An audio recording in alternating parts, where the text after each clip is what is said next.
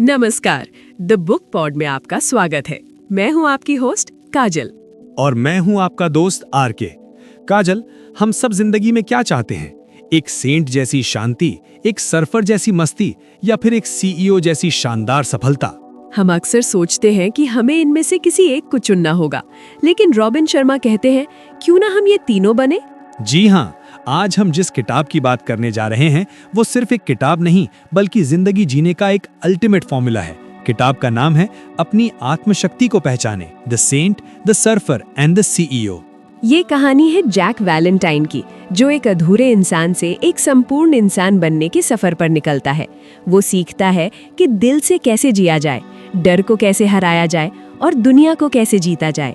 अगर आप भी अपनी जिंदगी में आध्यात्म, आनंद और कामयाबी का सही बैलेंस ढूंढ रहे हैं, तो ये पॉडकास्ट आपके लिए एक गेम चेंजर साबित होगा।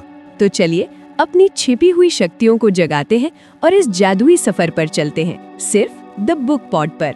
चलिए आज की चर्चा एक सवाल से शुरू करते हैं।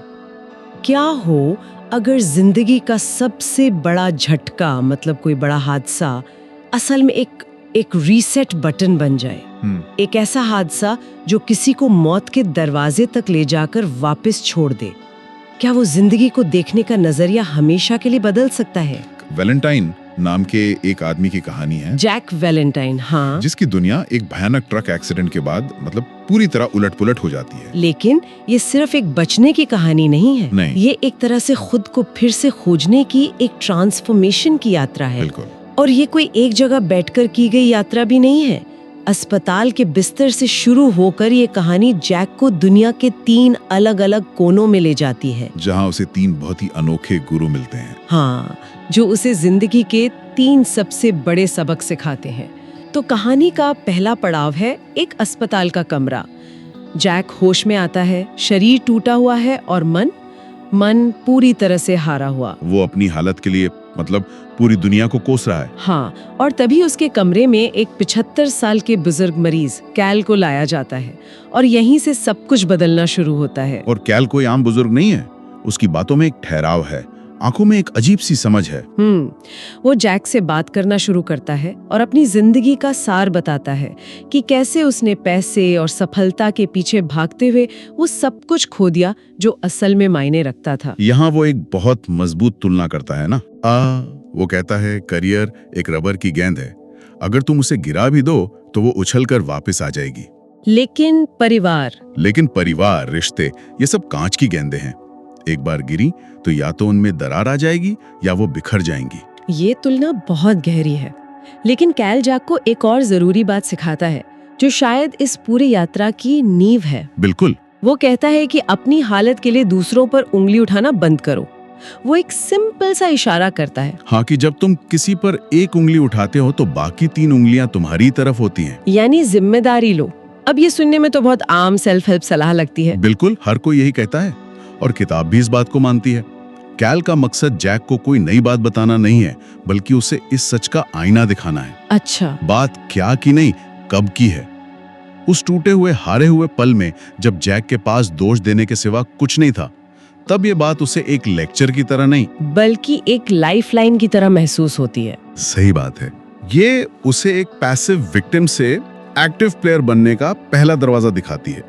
ये कहती है कि अगर तुम्हारी हालत तुम्हारी वजह से है तो उसे बदलने की ताकत भी तुम्हारे ही पास है। और फिर कहानी में एक ऐसा मोड़ आता है जो सब कुछ बदल देता है। अगली सुबह। हाँ, अगली सुबह जैक को पता चलता है कि कैल की मौत हो गई है और एक नर्स उसे खत देती है। और उस खत से ये राज खुलता है कि कैल ही उसका वो पिता था जिससे वो अपनी जिंदगी में कभी मिला ही नहीं था। ये एक बहुत ही भावुक और कह सकते हैं एक निर्णायक पल है। बिल्कुल।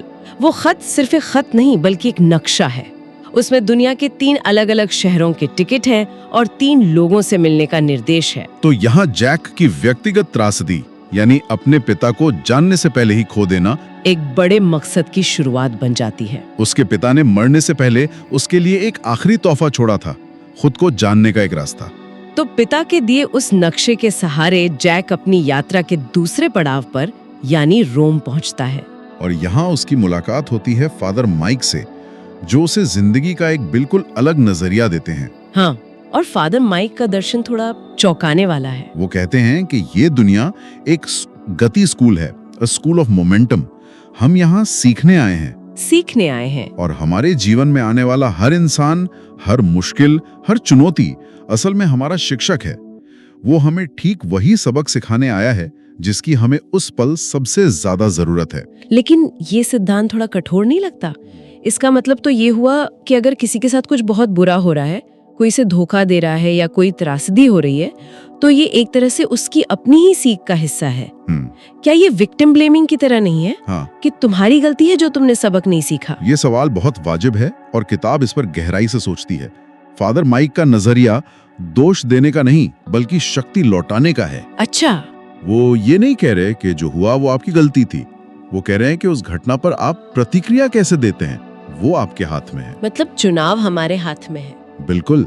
उनका तर्क है कि अगर हम सबक नहीं सीखते, मान लीजिए किसी रिश्ते में अपनी सीमाओं को तय करने का सबक, तो ब्रह्मांड हमें वही सबक सिखाने के लिए बार बार वैसी ही परिस्थितियां या वैसे ही लोग भेजता रहेगा। और हर बार वो अनुभव पहले से ज्यादा तकलीफदेह होगा, जब तक कि हम जाग ना जाएं और सीख ना लें। तो ये आत्म सुधार के बारे में नहीं है बल्कि आत्म जागरूकता के बारे में है। एकदम सही।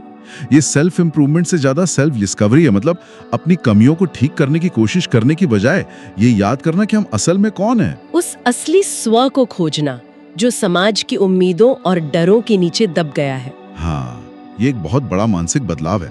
मेरे साथ ही ऐसा क्यों होता है से ये मुझे क्या सिखाने की कोशिश कर रहा है। तो रोम में जैक मुफ्त सीखा कि जीवन की हर चुनौती एक शिक्षक है, लेकिन इन सबकों का असली इम्तिहान तो शायद रिश्तों में ही होता है ना? बिल्कुल।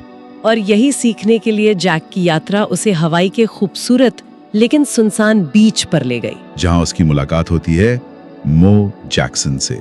मो का किरदार बहुत दिलचस्प है। वो एक सर्फर है जो समंदर की लहरों के साथ जीता है। लेकिन वो हमेशा से ऐसा नहीं था। नहीं, बिल्कुल नहीं। वो पहले दुनिया की सबसे बड़ी विज्ञापन एजेंसियों में से एक का सीईओ था। एक ऐसा आदमी जिसके पास दौलत, शोहरत, ताकत सब कुछ था। ये तो हर कॉर्पोरेट कर्मचारी का सपना है कि एक दिन सब कुछ छोड़कर बीच पर चले जाए। हाँ, लेकिन किताब बताती है कि ये फैसला किसी शौक का नतीजा नहीं था। इसके पीछे एक गहरा दर्द और खालीपन था। अच्छा, एकदम। मो की कहानी भौतिकवाद की सीमाओं को दिखाती है। वो जैक को बताता है कि अरबों डॉलर कमाने के बाद भी, दुनिया की हर महंगी चीज खरीदने के बाद भी उसे अंदर से गहरा खालीपन महसूस होता था। तो उसका संदेश क्या था? संदेश बहुत साफ है। खुशी कोई मंजिल नहीं है जिसे चीजें इकट्ठा करके पाया जा सके। ये मन की एक अवस्था है, एक चुनाव है जो हमें हर रोज करना पड़ता है। और यहाँ पर मो जैक को जीवन का दूसरा बड़ा सवाल देता है। वो पूछता है, क्या मैंने भरपूर प्रेम किया? ये थोड़ा अजीब सवाल नहीं है? आत्मखोज की यात्रा में प्रेम कहाँ से आ गया? ज्यादातर तो लोग अकेले पहाड़ों पर चले जाते हैं खुद को जानने के लिए। और मो इसी धारणा को चुनौती देता है। वो कहता है कि सच्चा आत्मविकास अकेले पहाड़ पर बैठकर नहीं होता, क्योंकि वहां तुम्हारी परीक्षा लेने वाला कोई नहीं है। सही बात है। असली परीक्षा तो लोगों के बीच रिश्तों में होती है। तुम्हारा धैर्य, तुम्हारी करुणा, तुम्हारा प्यार, सब कुछ तभी परखा जाता है जब तुम किसी दूसरे इंसान के साथ व्यवहार करते हो। तो ये खुद से प्रेम करने से आगे बढ़कर दूसरों से प्रेम करने की बात है। हाँ, और उससे भी आगे कृतज्ञता यानी ग्रैटिट्यूड की। मो की फिलॉसफी सिर्फ एक विचार नहीं बल्कि एक प्रैक्टिस है। क्या मतलब? न्यूरल पाथवेज को रीवायर करने का एक तरीका है। अच्छा, मतलब ये दिमाग की एक कसरत है। बिल्कुल। ये हमारे दिमाग को डिफॉल्ट रूप से कमियों को देखने के बजाय जीवन में जो कुछ अच्छा है उसे खोजने के लिए ट्रेन करने जैसा है। ठीक है, तो पहले जिम्मेदारी लेना सीखा, फिर हर अनुभव को एक शिक्षक की तरह देखना, और फिर प्रेम और कृतज्ञता के जरिए अपना नजरिया बदलना। अब इन सब सबकों को लेकर जैक अपनी यात्रा के आखिरी पड़ाव पर पहुंचता है, न्यूयॉर्क शहर। एक ऐसी जगह जो हवाई के शांत माहौल से एकदम उलट है। और यहाँ उसकी मुलाकात होती है टेस से, जो एक बेहद सफल और करिश्माई सीईओ है। हाँ, टेस का किरदार इस पूरी यात्रा को एक बहुत ही व्यवहारिक, एक जमीनी हकीकत से जोड़ता है। बिल्कुल। वो इन सब आध्यात्मिक सबकों को कॉर्पोरेट दुनिया में रोजमर्रा की जिंदगी में कैसे लागू किया जाए ये सिखाती है। और टेस जैक को तीसरा और आखिरी सवाल देती है, मैंने कितनी अच्छी तरह से सेवा की। अब ये सेवा शब्द व्यापार की दुनिया में थोड़ा अटपटा लगता है। हाँ, वहाँ तो मुनाफे और कंपटीशन की बात होती है। एग्जैक्टली। टेस इसी सोच को पलट देती है। वो कहती है कि व्यापार और जीवन दोनों में असाधारण सफलता का राज सिर्फ एक है, दूसरों के जीवन में मूल्य जोड़ना, उनकी सेवा करना। उसका मानना है कि प्रेम और विश्वास सबसे बड़ी व्यावसायिक रणनीतियां हैं। हाँ, जो कंपनी या इंसान अपने ग्राहक या साथी की सबसे अच्छी सेवा करता है, लंबे समय में वही जीतता है। यहाँ विश्वास खाते या ट्रस्ट अकाउंट का एक कॉन्सेप्ट है जो मुझे बहुत मजबूत लगा।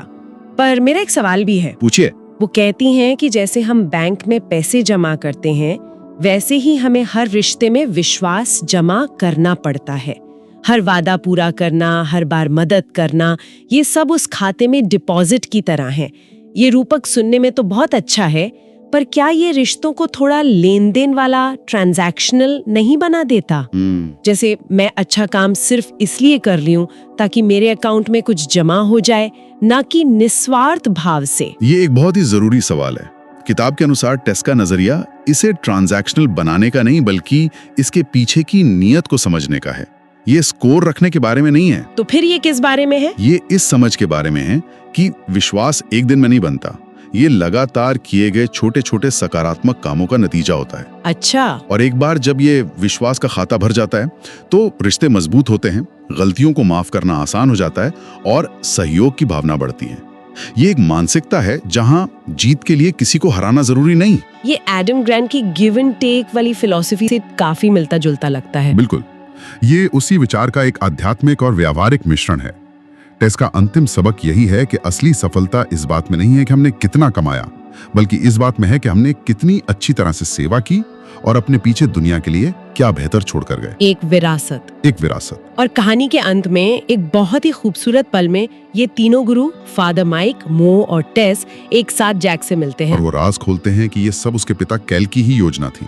वो जानते थे कि जैक को ये सबक सिर्फ पढ़कर या सुनकर समझ नहीं आते। उसे इन्हें अनुभव करना था, जीना था। हाँ, इसीलिए उन्होंने ये पूरी यात्रा तैयार की ताकि जैक जिंदगी के इन 3 सबसे जरूरी सवालों से खुद गुजरे। क्या मैंने बुद्धिमानी से जिया? रोम का सबक। क्या मैंने भरपूर प्रेम किया? हवाई का सबक। और क्या मैंने अच्छी तरह से सेवा की? न्यूयॉर्क का सबक। और वो उसे एक आखिरी तोहफा देते हैं, एक डायरी जिसमें उसकी यात्रा के 10 सुनहरे नियम लिखे हैं और साथ में एक कोरा पन्ना। और वो कोरा पन्ना सबसे शक्तिशाली प्रतीक है।